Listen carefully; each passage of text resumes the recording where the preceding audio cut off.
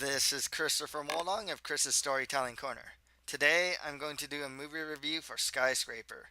Next time I'll have a manga review for Skip Beat Volumes 25 and 26, a book review for A Hero Born Legends of the Condor Heroes Volume 1, and a movie review for the anime movie Makia, When the Promised Flower Blooms. Check out my Twitter page and author's Facebook page.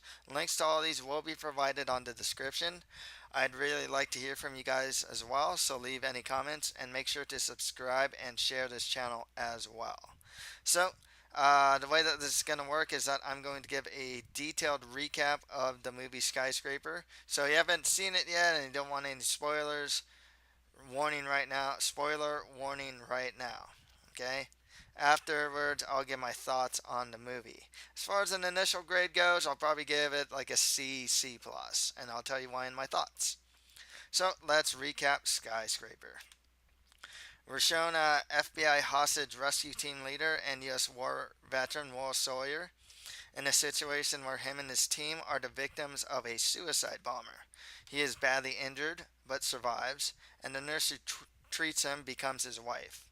So in the present day, Will Sawyer now assesses security for skyscrapers. Although having one leg amputated from the knee down from the previous mission, he is fitted with a modern prosthetic leg, which keeps his full mobility. Sawyer's old teammate from his FBI days, Ben, gives Sawyer a job interview with, I'll probably mispronounce his name, but Zhao Long Jai. I think it's G actually. So I'll say G. Zhao Jai. I'll say Jai. How about that? The creator of the Pearl, which is the world's largest skyscraper located in Hong Kong. Jai gives Sawyer a tablet, and Sawyer is tasked with inspecting the Pearl, which houses several floors that function as their own society. And despite numerous risks highlighted by Sawyer, his bosses insist that it is impenetrable. Someone tries to steal the tablet but is unsuccessful. Ben then betrays Sawyer and tries to steal the tablet, but gets killed during a fight with Sawyer.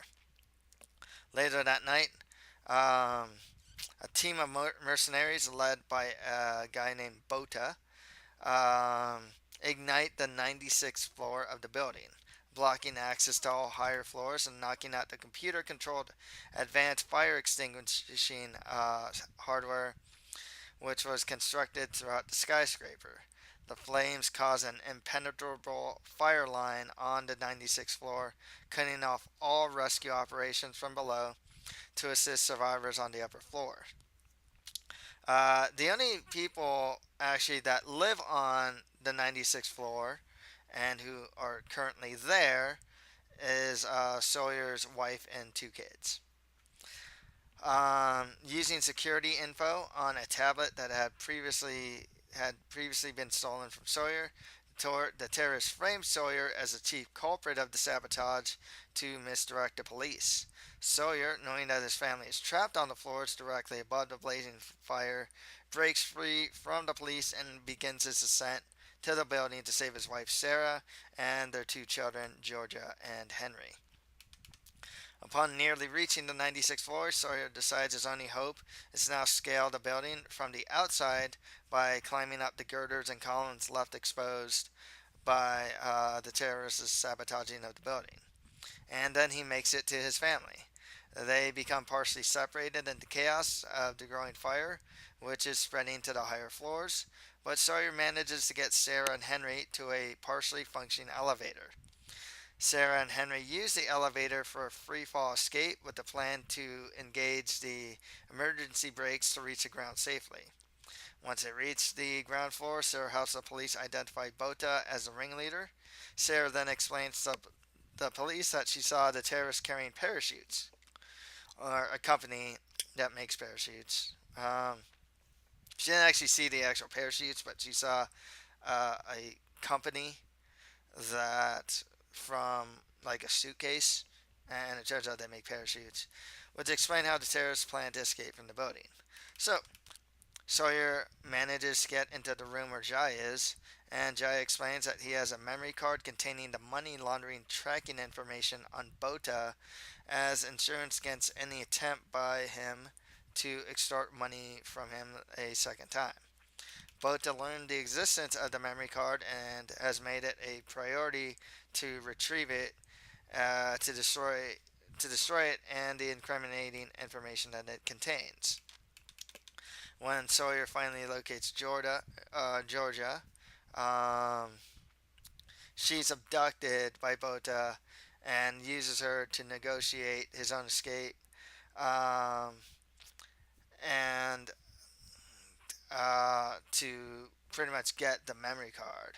Uh, what happens then is Sawyer and Jai looks like he's about to betray Sawyer, but it was all just a trick to get Georgia back, and then they fight Bota and the terrorists in this kind of like Bruce Lee homage, where there are these like HDMI like screens all around them that have the reflections. Um, by the end of it, the only ones that are left standing are Sawyer, Bota, and Georgia, and then Jai is kind of injured but not dead.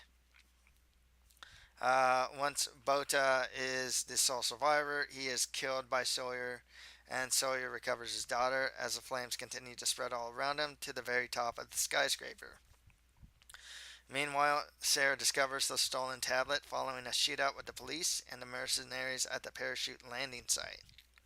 She discovers that she can override the shutdown of the high tech fire extinguishing capability built into the skyscraper by rebooting the computer system. It's actually more by luck than anything else.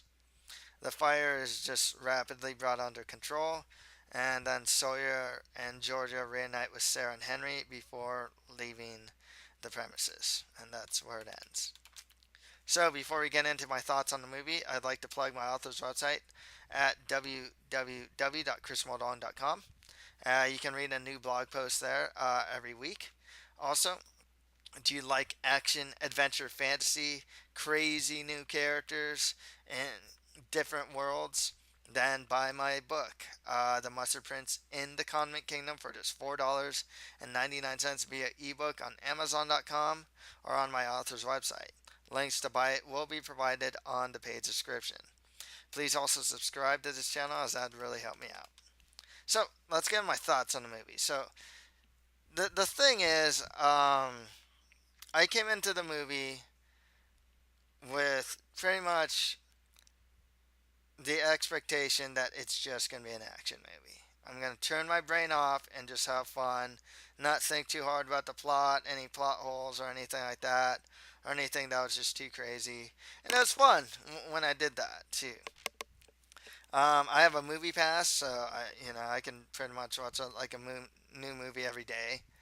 I wouldn't necessarily recommend watching this movie in the theater. I mean, it's a good rental. I mean, it's fun enough. If you really want to just watch an action movie, it's fun. Um, but not something I truly recommend.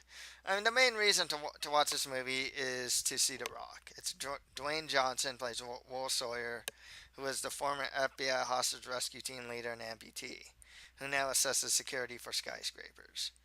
Um, Stuff he does is beyond um, human capacity.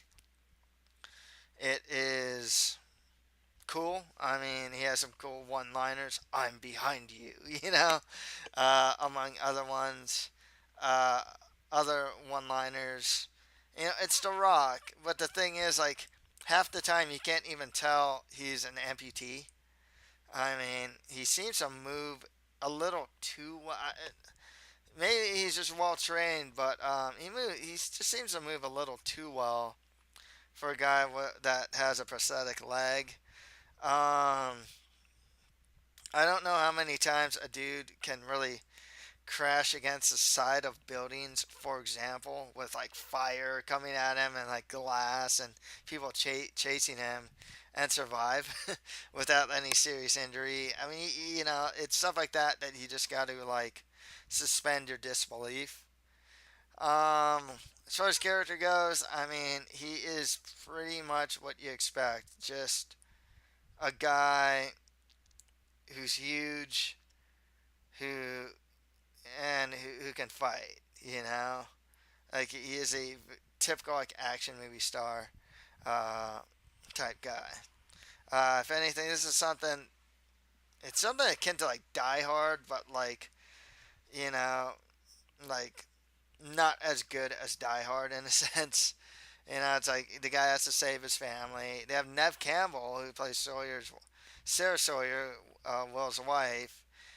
She can fight too. She's tough. She has like train and whatnot. Um, there's really not much to say. I can't say she had great chemistry with The Rock or anything like that.